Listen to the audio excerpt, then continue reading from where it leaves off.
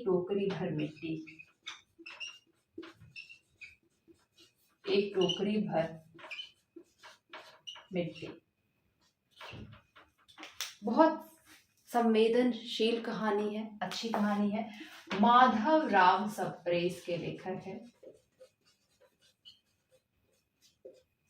माधव राव सप्रे के लेखक है। पहली बार ये जो कहानी है वो छत्तीसगढ़ मित्र नामक पत्रिका में छपी थी। छत्तीसगढ़ मित्र, ठीक है, 1901 में यह छत्तीसगढ़ मित्र में छपी थी। इस कहानी के पात्रों की बात करूं तो एक बूढ़ी दादी है, कह सकते हैं महिला है। बूढ़ी दादी अपनी पोती के साथ, उसकी एक पोती है और एक जमींदार है, ठीक है। तो एक बूढ़ी दादी, बूढ़ी महिला, पोती, जमींदार, इन लोगों के बीच की ही ये पूरी कहानी है।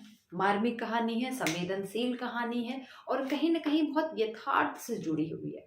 कह सकते हैं एक इस कहानी को यदि हम अपनी भाषा में कहें तो यथार्थवादी आदर्शात्मक ये कहानी है।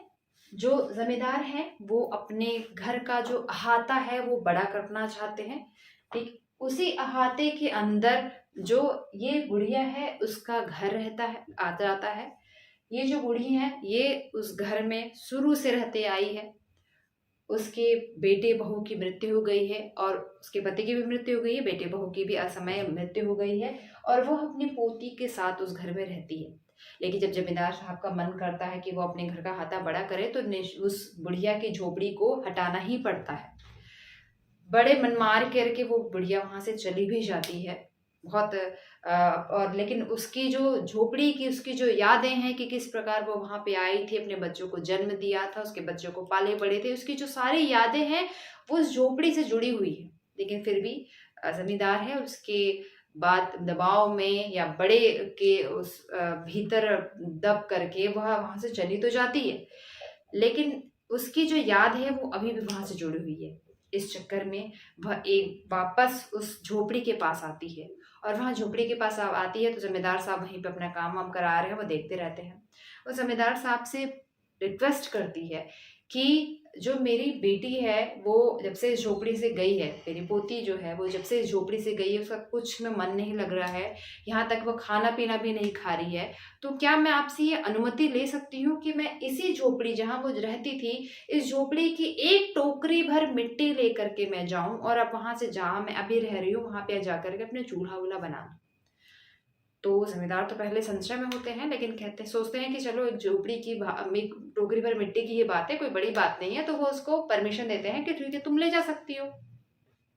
बुढ़िया जो है वो बूढ़ी महिला वो टोकरी में मिट्टी भरती है और फिर उसको अपने सिर पर रखने की कोशिश करती है, लेकिन चूंकि बहुत बूढ़ी हो चुकी है इसलिए वह आसानी से रख नहीं पाती है। वह किसी से मदद की गुहार लगाती है, आसपास कोई नहीं रहता है, जमींदार ही रहते हैं। तो जमींदार से कहती है कि किसी से ये झोपड़ी, ये जो टोकरी है वो उठवा करके मेरे सिर पर रखवा दीजिए।